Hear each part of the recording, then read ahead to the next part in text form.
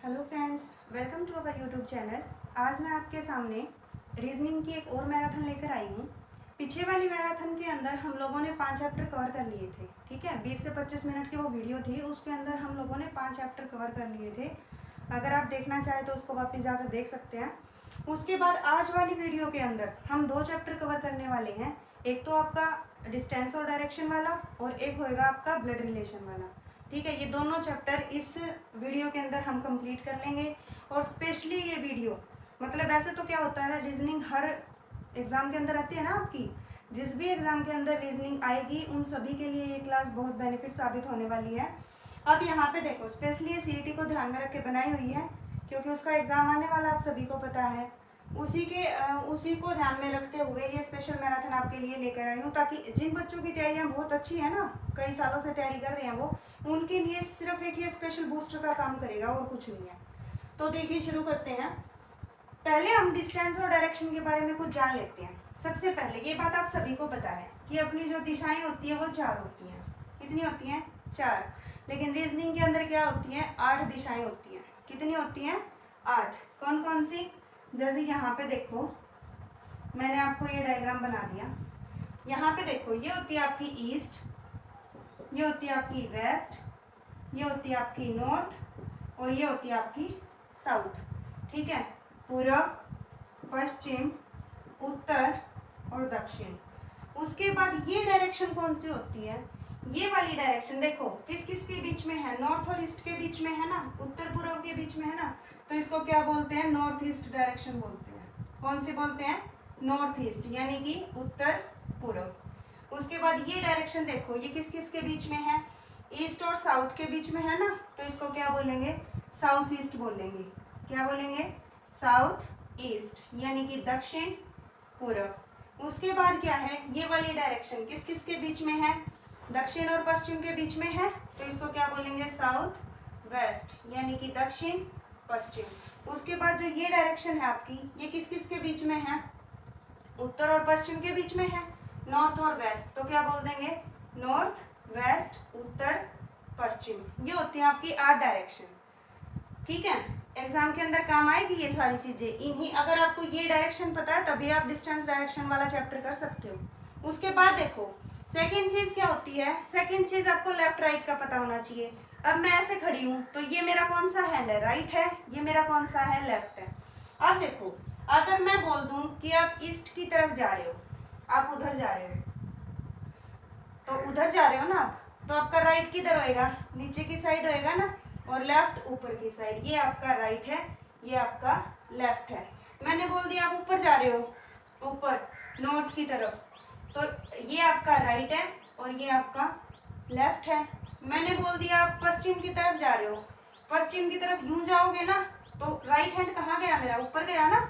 पश्चिम की तरफ ऐसे जा रहे हो, राइट हैंड ऊपर गया। ये मेरा राइट है, ये मेरा लेफ्ट है। ये देखो, जब आपकी डायरेक्शन आपस में अपोजिट होती है तो लेफ्ट राइट भी चेंज हो जाता है। ईस्ट में जा रहे थे तो ऊपर लेफ्ट था, नीचे राइट था, और वेस्ट में जा रहे हो तो ऊपर राइट है, नीचे लेफ्ट है। ऐसे ही यहाँ पे नॉर्थ में देखो, इस साइड लेफ्ट था, अब यहाँ पे देखना इस साइड लेफ्ट जाएगा। आप नीचे जा रहे हो, नीचे जा रहे हो, तो ये वाला क्या है? राइट है ना आपका, और ये वाला लेफ्ट है। तो इधर क्या हो जाएगा आपका? राइट, और इधर क्या हो जाएगा? लेफ्ट। इतनी बात क्लियर है? अगर आपको ये समझ में आ गया तो उसके बाद ये क्वेश्चन करने में आपको कोई भी दिक्कत नहीं आएगी। एक बात और देखो, अगर एग्जामिनर बोल देता है कि आप यहाँ पे खड़े हो, आप उत्तर की तरफ मुंह करके खड़े हो, उत्तर दिशा की तरफ, और आपको एकदम से राइट मुड़ना है, ऊपर की तरफ खड़े हो, राइट मुड़ोगे तो एकदम यूं मुड़ जाओगे ना, है ना। ऊपर की तरफ मुड़ करके खड़े हो, राइट मुड़ना है तो यूं मुड़ जाओगे। यहाँ पे खड़े हो, राइट मुड़ना है तो यूं मुड़ोगे। 90 का एंगल कवर किया आपने, यानी ये एंगल कितने का होता है? 90 का। ये वाला भी 90, ये वाला भी 90 और ये वाला भी 90। उसके बाद देखो, अगर आपसे बोले कि भी 40 डिग्री मुड़ना है, 40 डिग्री मुड़ना है, यहाँ पे देखो अलग से बना के देखते हैं हम। ऊपर की तरफ फेस है आपका, मैंने बोला 40 डिग्री राइट मुड़ना है, 45 डिग्री राइट मुड़ना है। तो ये वाला कितना आपका? ये कंप्लीट मुड़ जाओगे तो आप 90 मुड़ जाओगे। लेकिन 45 तो यहाँ पे, यानी आपका फेस इस डायरेक्शन में हो जाएगा, नॉर्थ ईस्ट में। बात समझ में आ रही है? यानी इनके बीच में 45 डिग्री का गैप होता है। तो जितना भी एग्जामिनर पूछे, अब अगर वो आपसे बोल दे कि भाई 180 डिग्री मुड़ना है, तो राइट मुड़ो या लेफ्ट मुड़ो, एक ही बात होती है, क्योंकि 180 में आपका कंप्लीट यूं हो जाएगा, डायरेक्शन अपोजिट हो जाएगी। बोल दे नॉर्थ में मुंह करके खड़ा है, ठीक है, और 180 मुड़ना है राइट, तो एकदम से उसका अपोजिट बना दो, साउथ हो जाएगा। ईस्ट में मुंह करके खड़ा है, 180 मुड़ना है, तो एकदम अपोजिट बना दो, वेस्ट हो जाएगा। इतनी बात समझ में आई? उसके बाद 2 वर्ड होते हैं आपके, क्लॉकवाइज और एंटी क्लॉकवाइज। क्लॉकवाइज और एंटी क्लॉकवाइज। क्लॉकवाइज होता है घड़ी की दिशा में, यानी जैसे घड़ी चलती है ना आपकी, यूं वाला, और एंटी क्लॉकवाइज होता है घड़ी के विपरीत दिशा में, यूं वाला, उल्टा। ये वाला चक्कर है, आप यहाँ पे मुंह करके खड़े हो, मैंने बोला क्लॉकवाइज मुड़ना है, तो आप उधर की तरफ मुड़ोगे, घड़ी की सुई ऐसे चलती है ना, और मैंने बोला एंटी क्लॉकवाइज मुड़ना है, तो आप इधर की तरफ मुड़ोगे, यूं उल्टा। ठीक है, ये वाली सारी चीजें हम क्वेश्चन के अंदर करेंगे। उसके बाद आप क्वेश्चन देखो आगे, ये जो मैंने क्वेश्चन लिख रखे हैं, ये क्वेश्चन देखो, जितना भी इसका बेस था वो मैंने आपको करवा दिया, इसी से रिलेटेड क्वेश्चन पूछे जाएंगे। फर्स्ट क्वेश्चन में क्या दे रखा है कि राहुल 10 किलोमीटर उत्तर दिशा की तरफ जाता है। सबसे पहला काम क्या है, डिस्टेंस और डायरेक्शन का क्वेश्चन देखते ही एग्जाम के अंदर आप ये वाला फिगर बना लेना, ईस्ट वेस्ट नॉर्थ साउथ, पूर्व पश्चिम उत्तर दक्षिण, ये बना लिया आपने। अब देखो, राहुल 10 किलोमीटर उत्तर दिशा की तरफ जाता है, उत्तर कहाँ है, ऊपर है ना, तो राहुल ऊपर जाता है, कितना, 10 किलोमीटर, यहाँ पे आ गया, और ये कितना डिस्टेंस कवर किया इसने, 10 किलोमीटर का किया।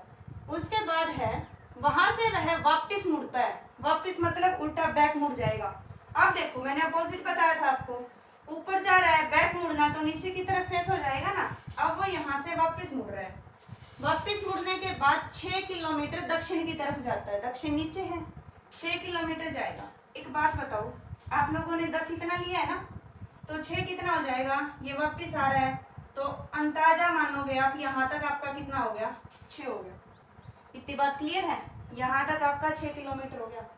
उसके बाद है, तब वह 3 किलोमीटर पूर्व की ओर जाता है।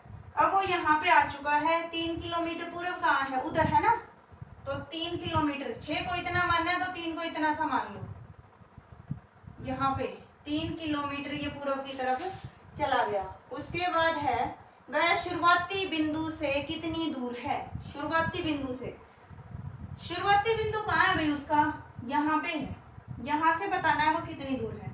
एक बात बताओ, ये शॉर्टेस्ट डिस्टेंस होता है, ठीक है, एक तो अब यूं घूम के यहाँ पे जाओ, एक आप सीधे चले जाओ, तो ये वाला डिस्टेंस बताना है कितना होएगा। निकालो, कैसे निकालोगे, ये कंप्लीट कितना था आपका, 10 था, 10 में से 6 ऊपर आपने कवर कर लिया, नीचे कितना बच गया, 4 बच गया। ये वाला कितना बच गया आपका, 4 बच गया, और ये वाला कितना था आपका, 3 था। ये वाला आपने क्या करना है, निकालना है। अब अगर आपने मैथ पढ़ा है, तो ये आपकी कौन सी ट्रायंगल बन गई, राइट एंगल ट्रायंगल बन गई। ये वाला 90 डिग्री का एंगल है ना, ये आपकी राइट एंगल ट्रायंगल बन गई। और उसके अंदर क्या होता है, आपकी एक पाइथागोरस थ्योरम लगती है, पाइथागोरस थ्योरम। उसमें क्या होता है, जो आपका हाइपोटेनस का स्क्वायर होता है, हाइपोटेनस का स्क्वायर वो परपेंडिकुलर के स्क्वायर के और बेस के स्क्वायर के बराबर होता है, उनके जोड़ के बराबर होता है, ठीक है। ये ट्रायंगल है आपकी, इसके अंदर जहाँ पे ये 90 डिग्री का एंगल बन रहा है, इसको तो बोलते हैं परपेंडिकुलर, यानी कि लंब बोलते हैं। जो ये नीचे वाला बेस है, इसको बोलते हैं बेस, यानी कि आधार। और ये वाली जो टेढ़ी लाइन है ना, इसको बोलेंगे कर्ण, यानी कि हाइपोटेनस, ठीक है। तो इस थ्योरम के अंदर क्या होता है, इसके अंदर आपको इन तीनों में से कोई 2 चीज नहीं मिलती है, एक आप निकालते हो, तो इस फार्मूले से निकलती है कि इसका स्क्वायर इन दोनों के स्क्वायर के जोड़ के बराबर होता है। तो अब देखो, ये 4 था, ये 3 था, हाइपोटेनस निकालना है, 4 का स्क्वायर प्लस 3 का स्क्वायर, 4 का स्क्वायर 16, 3 का स्क्वायर 9, 25 आ गया। हाइपोटेनस स्क्वायर आ गया 25। उसके बाद हाइपोटेनस अकेला निकालना है तो 25 का अंडर रूट करोगे तो कितना आ गया 5 सेंटीमीटर। यानी वो घर से कितनी दूरी पे है 5 सेंटीमीटर की दूरी पे है। तो रीजनिंग करने के लिए मैथ्स का थोड़ा बहुत भी आना जरूरी है। ये वाला क्वेश्चन समझ में आ गया सभी को। उसके बाद नेक्स्ट क्वेश्चन देखो आप सभी, दोबारा देख लो। यहाँ से आप उत्तर की तरफ जाते हो 6, वापस मुड़ते हो, उत्तर की तरफ जाते हो 10, वापस मुड़ते हो 6 मुड़ गए। फिर पूर्व दिशा की तरफ जा रहे हो 3 चले गए। फिर ये शॉर्टेस्ट डिस्टेंस बताना था आपका, 6 ऊपर कवर कर लिया, 4 यहाँ पे बच गया, 3 ये बन गया। 4 और 3 को लेके पाइथागोरस थ्योरम यूज करके आप हाइपोटेनस निकाल दोगे। ठीक है। उसके बाद नेक्स्ट क्वेश्चन देखो। नेक्स्ट क्वेश्चन के अंदर आपका इसमें है भाई, श्याम 6 मीटर पूर्व दिशा की ओर जाता है, फिर वह दाएं मुड़ता है। 6 मीटर पूर्व दिशा की ओर जा रहा है भाई, बना लो डायग्राम। पूर्व, पश्चिम, उत्तर और दक्षिण, 6 मीटर पूर्व की ओर। यहाँ पे है वो 6 मीटर पूर्व की तरफ चला गया। ये बन गया आपका 6 मीटर। रीजनिंग के अंदर और मैथ के अंदर कभी भी पूरा सम नहीं पढ़ना आपको, एक एक लाइन पढ़ो और उसको सॉल्व करते जाओ। नेक्स्ट लाइन देखो, फिर वह दाएं मुड़ता है, दाएं मोड़ लो इसको, उधर जा रहा है दाएं नीचे की तरफ होएगा, दाएं मोड़ लो, मोड़ लिया भाई। उसके बाद क्या है, उसके बाद वह 9 मीटर की दूरी तय करता है। नीचे जाने के बाद कितना मीटर की दूरी तय की है इसने, 9 मीटर की। यहाँ पे आ गया ये 9 मीटर की दूरी तय करके नीचे जा रहा है ना। उसके बाद है फिर वह बाएं मुड़कर, अब एक बात बताओ, नीचे जा रहा है बाएं यानी कि लेफ्ट, कौन सा होएगा ये वाला, तो लेफ्ट मुड़ गया वो। और कितने मीटर की दूरी तय करी है भाई इसने, 6 मीटर की। फिर से कितना चलता है वो, 6 मीटर चलता है। ठीक है। उसके बाद पूछा है शुरुआती बिंदु से कितनी दूरी पे है, किस दिशा में है। यहाँ पे जो ये लास्ट पॉइंट आया है आपका, ये इस बिंदु से कितनी दूरी पे है और किस दिशा में है। दिशा तो आप अभी बता दोगे कौन सी है, दक्षिण और पूर्व के बीच में है, दक्षिण पूर्व हो जाएगा। पॉइंट कैसे बताओगे, एक बात बताओ, अगर मैं इसको यूं ले लूं, यूं मिला दिया मैंने इसको, यही निकालना है ना, ये तो मैंने ले लिया पूरा। अगर मैं इसको यूं मिला दूं तो फिर से हमारी क्या बन रही है, राइट एंगल ट्रायंगल बन रही है ना। राइट एंगल ट्रायंगल के अंदर आपको फिर से क्या निकालना है, हाइपोटेनस। ये आपका परपेंडिकुलर, ये आपका बेस। परपेंडिकुलर कितना है आपका, इसकी सीध में देखो बिल्कुल कितना कवर किया था, 9, तो ये भी कितना आ गया 9। बेस आपका कितना है टोटल, ये वाला देखो पहले, ये वाला कितना था 6। उसके बाद आगे वाला हिस्सा ये भी कितना है 6, तो टोटल बेस कितना हो गया 12। कितना हो गया टोटल बेस आपका 12। तो निकाल दो, ये 9 है, ये 12 है, तो 9 और 12 के साथ किसका पेयर होता है, 15 का होता है। देखो 9 का स्क्वायर प्लस में 12 का square, 81 plus 144 is equal to 225। तो ये कितने का होता है, ये 25 का स्क्वायर होता है ये। ठीक है, 225 किसका होता है, 25 का होता है। 15 गलत आ गया था, 25 आएगा। हाइपोटेनस कितना आ गया आपका 25। 81, 144, 225,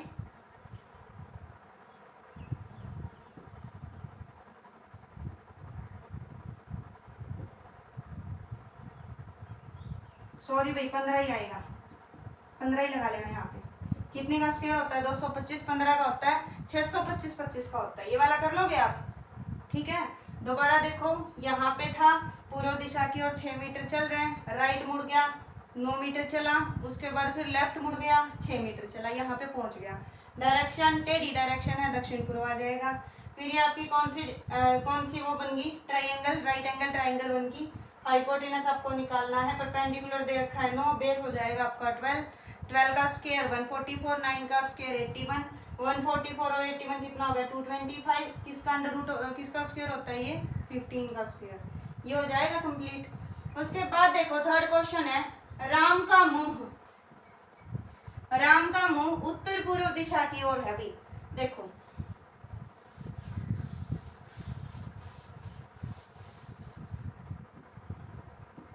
पूर्व, पश्चिम, उत्तर, दक्षिण। अब इन्होंने डबल डबल ले लिया ना, वो वाली डायरेक्शन तो लिखनी पड़ेगी आपकी। ये क्या थी उत्तर पूर्व ये क्या थी, उत्तर पश्चिम ये क्या थी, दक्षिण पश्चिम, और ये क्या थी, दक्षिण पूर्व। इतना होगा। उसके बाद देखो राम का मुंह उत्तर पूर्व दिशा की ओर है। उत्तर पूर्व कहाँ है भाई, ये रहा, राम का मुंह इस दिशा में है भाई। ठीक है, बन गया इस दिशा में फेस। ठीक है। उसके बाद है वह घड़ी की दिशा में, मतलब राइट साइड, घड़ी ऐसे चलती है राइट साइड, घड़ी की दिशा में 90। एक बात बताओ, मैंने आपको बताया था ये 45 का गैप होता है, आगे फिर 45 का गैप होता है, तो ये टोटल कितना कवर कर लिया इसने, 90 कवर कर लिया। यहाँ से राइट ही मुड़ेगा ना, ऐसे मुड़ेगा ना, ऐसे चलती है घड़ी की सुई, और 90 कवर करना है। तो यानी अब कहाँ पे आ गया, ये यहाँ पे आ गया। इतनी बात समझ में आई है।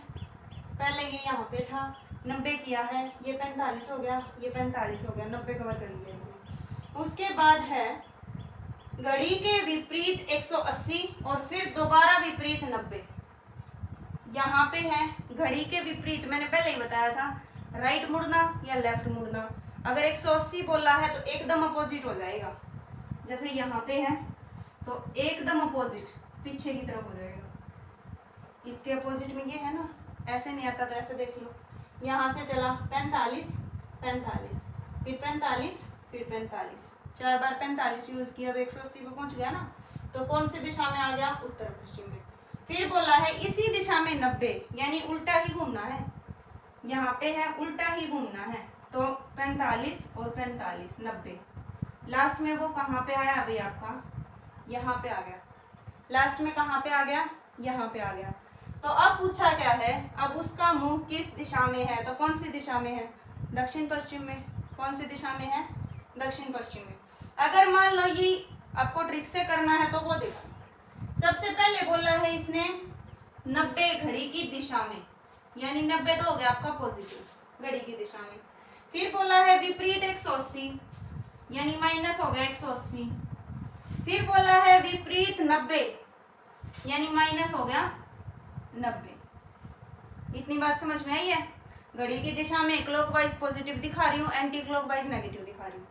ये पॉजिटिव से ये नेगेटिव कैंसिल हो गया। अब क्या करना है, कितनी लंबी स्टेटमेंट हो, यू काटते चले जाओ, लास्ट में जो बचेगा ना बस उसका यूज कर लो। 180 बचा है, 180 पॉजिटिव हो या नेगेटिव हो, घड़ी की दिशा में हो या विपरीत दिशा में हो, अपोजिट डायरेक्शन होती है। तो पहले वो इस डायरेक्शन में था शुरू में, अपोजिट हो जाएगी, यानी दक्षिण पश्चिम में आ जाएगा। ठीक है, ट्रिक से करना है ऐसे कर सकते हो। इस चैप्टर के अंदर यही वाले क्वेश्चन पूछे जाएंगे, या तो आपसे डिस्टेंस पूछेगा, या आपसे डायरेक्शन पूछेगा, या घड़ी की दिशा में बोल देगा, या एंगल बता देगा इतने एंगल मुड़ा है, राइट मुड़ेगा लेफ्ट मुड़ेगा। सारा जो कुछ निचोड़ था इस चैप्टर का वो इन 3 क्वेश्चन के अंदर आपका आ गया। ये वाला चैप्टर यहाँ पे कंप्लीट हुआ। अब नेक्स्ट चैप्टर देखो, ब्लड रिलेशन। नेक्स्ट चैप्टर है आपका ब्लड रिलेशन का। ब्लड रिलेशन के अंदर क्या होता है, इसको जो डीपली है वो मैं अपनी पहले वाली वीडियो में करवा चुकी, तो छोटा मोटा देखिए। जैसे आपको अपने रिलेशंस के बारे में तो पता है ना, कि भी आपके पिता हैं, उनका बेटा है, उनका बेटा आपका क्या लगा, या फिर पिता की बहन आपकी क्या लगी, बुआ लगी, माँ की बहन आपकी क्या लगी, मासी लगी। तो इस टाइप के रिलेशंस का आपको पता होना ज़रूरी है, तभी आप ये चैप्टर क्लियर कर पाओगे। ठीक है, मैं मान के चलती हूँ कि आपको इन सब का पता है। फिर आप कोड कैसे यूज़ करोगे, अब एग्ज़ाम के अंदर आप ऐसे कंप्लीट तो लेके बैठोगे नहीं कि भी अपने आप को रिलेट करने लग जाओ उनके साथ, ऐसे तो नहीं करोगे ना। तो कैसे करना है वो देखो। यहाँ पे सिर्फ आपको 5 पीढ़ी याद रखनी है, बीच में आप खुद रहेंगे। ठीक है, आपके भाई बहन रहेंगे, आपके ब्रदर सिस्टर, या फिर आपके कज़न रहेंगे, या फिर आपके फ्रेंड्स रहेंगे। ये सारे किसके अंदर रहेंगे, आपके आप वाली पीढ़ी के अंदर। आपकी वाइफ रहेगी, आपके हस्बैंड रहेंगे। ठीक है, ये वाली सेम पीढ़ी चलती है ना आपकी। उसके बाद आपसे एक पीढ़ी नीचे कौन आता है, आपके बच्चे आते हैं, आपके सन, आपके डॉटर, आपके नीस, ठीक है, आपके नेफ्यू। ये सारे किसके अंदर आएंगे, आपके एक पीढ़ी नीचे आएंगे। उसके बाद आपसे एक और पीढ़ी नीचे, आपसे नीचे वाली पीढ़ी में तो आपके बच्चे आ गए। ठीक है, आपके भतीजे भतीजी, भांजे भांजी, वो सारे आ गए। उससे नीचे वाली पीढ़ी में कौन होता है, आपके द्योतर, इसको द्योतर बोल लो। ठीक है, द्योतर।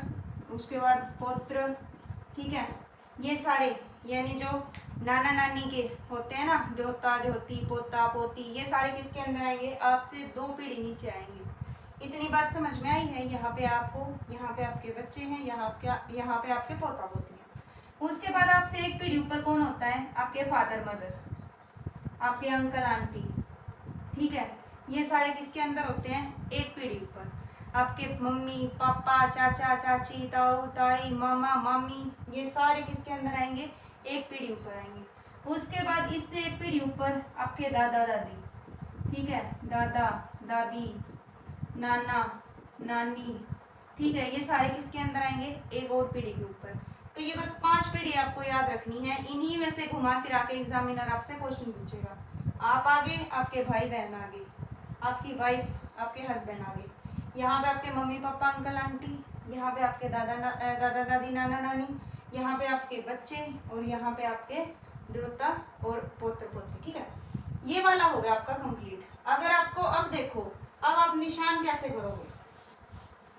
मैंने बोल दिया कि ए बी का भाई है, ए बी का भाई है ना, सेम पीढ़ी में रखना है ना, ए बी का भाई है।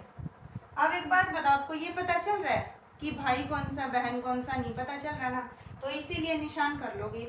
भाई यानी जो लड़का होगा उसको प्लस से डिनोट कर दो, जो लड़की होगी उसको माइनस से डिनोट कर दो।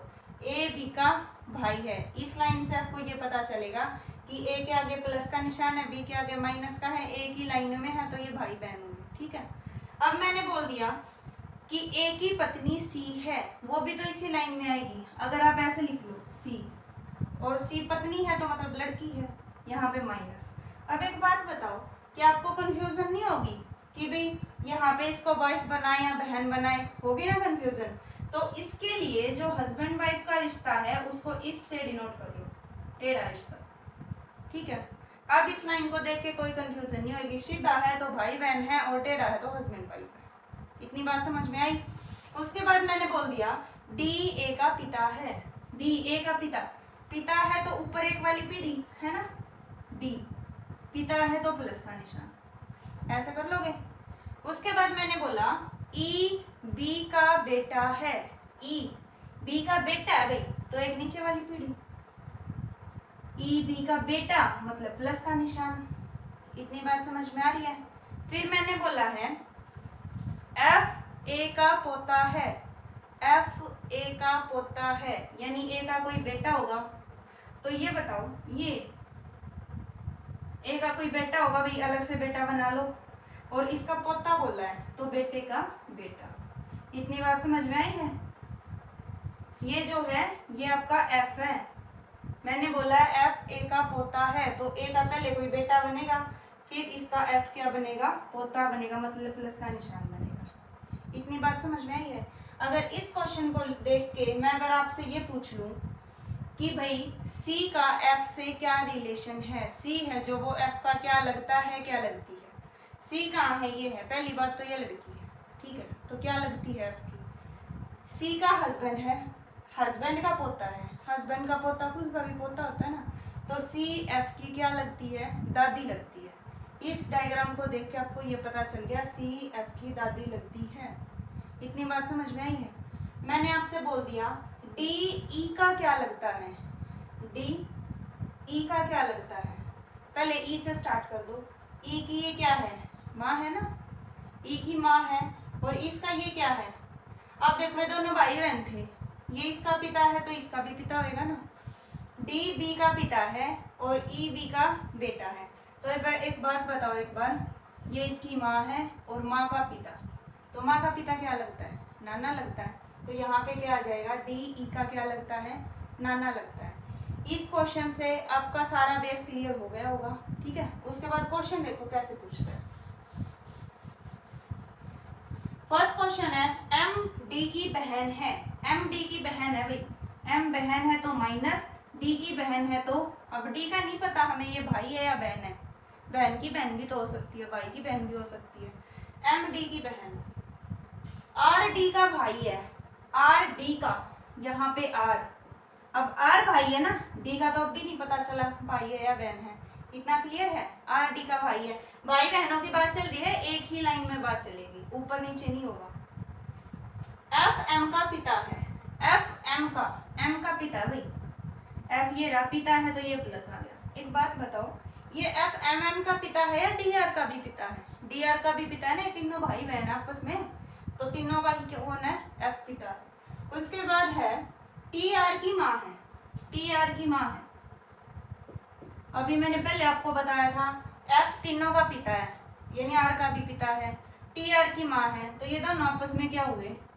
हस्बैंड वाइफ हुए। इतनी बात समझ में आ रही है? Husband wife. उसके बाद है डी का टी से क्या संबंध है भाई? डी का टी से क्या संबंध है? यानी ये जो डी है ये टी का क्या लगता है? तो ये बेटा भी लग सकता है और ये बेटी भी लग सकती है। आप इसको कंप्लीट नहीं बता सकते क्योंकि साइन हमें अब तक नहीं मिला है। इतनी बात समझ में आ गई? यहाँ पे आपके सामने ना प्लस का साइन है ना माइनस का साइन है, तो क्या पता ये बेटा है, क्या पता ये बेटी है ही नहीं में से एक। दोबारा देखो, एम डी की बहन थी, माइनस से डिनोट कर दिया, आर डी का भाई है, प्लस से डिनोट कर दिया, एफ एम का पिता है, एफ को एक पीढ़ी ऊपर ले गया, एम का पिता बन गया, प्लस लगा दिया, टी आर की माँ है, टी माँ है तो माइनस लगा दिया, आर की माँ है। अब ये दोनों इन तीनों के ही माता पिता हैं, ठीक है। पूछा क्या है? डी का टी से क्या संबंध है?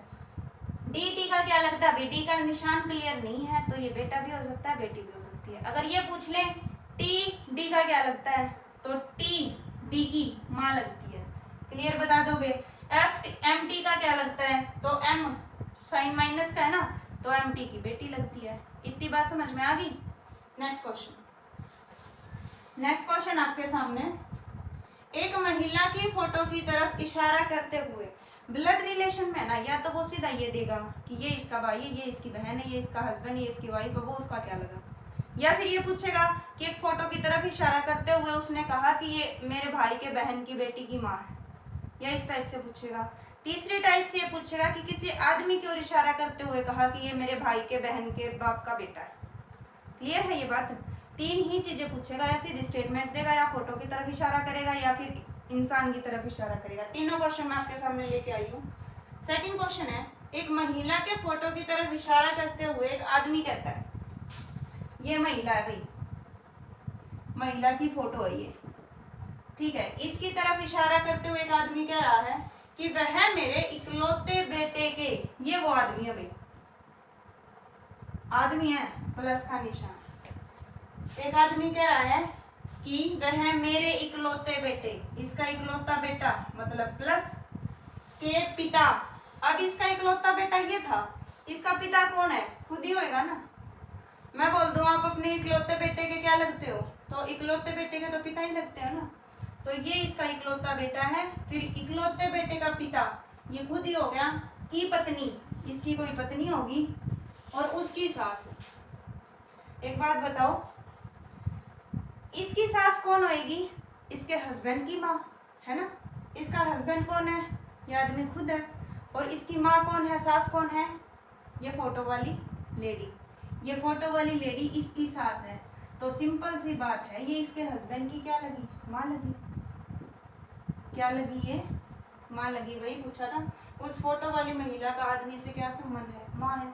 दोबारा देख लो, इसने बोला था महिला के फोटो की तरफ इशारा करते हुए एक आदमी ने कहा कि मेरे इकलौते बेटे के, ये वो आदमी है जो कह रहा है इसका इकलौता बेटा ये हो गया, का पिता ये खुद हो गया, की पत्नी इसकी पत्नी होगी, की सास, सास कौन होती है? हस्बैंड की माँ, तो हस्बैंड की माँ ये होगी सास। अब ये इसकी क्या लग रही है? तो डायग्राम में क्या दिखाई दे रहा है आपको? माँ लग रही है ना। नेक्स्ट क्वेश्चन, नेक्स्ट क्वेश्चन है, अरुण की तरफ इशारा करते हुए वरुण ने कहा, एक अरुण है एक वरुण है, अरुण की तरफ इशारा करते हुए वरुण ने कहा, क्या कह रहा है भाई? कि वह जिसका पिता है, यानी अरुण जिसका पिता है, अरुण यहाँ पे किसी का पिता भाई, ठीक है, यह जिसका पिता है। अब इससे खेल चलेगा सारा। वह मेरी इकलौती बहन के, वरुण की इकलौती बहन यहाँ पे होगी इकलौती बहन, इकलौती बहन के भाई। अब इकलौती बहन है भाई, इसका भाई कौन हो गया? वरुण खुद ही हो गया ना। इसका भाई कौन हो जाएगा? वरुण खुद हो जाएगा। वरुण वह मेरी इकलौती बहन के भाई का पुत्र है। अब वरुण का पुत्र कौन होएगा भाई, कि इसका कोई बेटा हो और उसका फिर बेटा हो, तो तभी तो इसका पुत्र होएगा ना। यानी ये इंसान और ये इंसान सेम है। अब अरुण को यहाँ फिट करना है। दोबारा देखो, अरुण की तरफ इशारा करते हुए वरुण ने कहा कि वह जिसका पिता है, यानी अरुण जिसका पिता है वो मेरा, यानी इसके बारे में बात चल रही है कि ये इसके इकलौती बहन के भाई का पुत्र है। इकलौती बहन है, उसका भाई वो खुद ही हो गया, उसका पोता उसके बेटे का पोता। तो ये आदमी और ये आदमी सेम है, तो इसका पिता था अरुण, तो अरुण को यहाँ रख लो। इतनी बात समझ में आ गई, अरुण को यहाँ रख लिया। तो क्वेश्चन क्या पूछा है, अरुण का वरुण से क्या संबंध है। अरुण का वरुण से पूछा है, तो अरुण वरुण का क्या लगता है, बेटा। एक बात ध्यान रखना, एग्जाम के अंदर कंफ्यूज मत हो जाना। एग्जाम में पिता पुत्र दोनों मिलेंगे आपको, लेकिन पूछा क्या है, पहले जो दे रखा हो ना उसका रिलेशन देखना है। कहीं आप जल्दबाजी में ये लगा दो कि वरुण तो अरुण का पिता है, पिता पे लगा दिया, ठीक है। पूछा क्या है, अरुण का वरुण से क्या संबंध है, तो अरुण का वरुण से यानी अरुण का संबंध बताना है। अरुण क्या लगता है, बेटा। जो पहले दे रखा है ना उसी का बताना है, ठीक है। तो ये 6 क्वेश्चन थे और 2 चैप्टर। इन 6 क्वेश्चन के अलावा इन चैप्टर्स में आपका कुछ भी नहीं है। अगर आपको ये अच्छे से समझ में आ गई तो आपके चैप्टर क्लियर हो गए। और ये ऐसे चैप्टर हैं दोनों के दोनों जो हर एग्जाम के अंदर जिसमें रीजनिंग आती है, इनमें से 1 या 2 क्वेश्चन आपको पक्का देखने को मिलता है, ब्लड रिलेशन भी और डिस्टेंस डायरेक्शन भी, ठीक है। तो यूं लगा लो, ये जितनी भी वीडियो है आपकी 15 से 20 मिनट की, 10-15 जितनी मिनट की भी बनी है, उसमें ये कंप्लीट आपके 2 से 3 नंबर पक्का है सीईटी के अंदर। तो इनको अच्छे से कर लेना। बाकी have a nice day, thank you.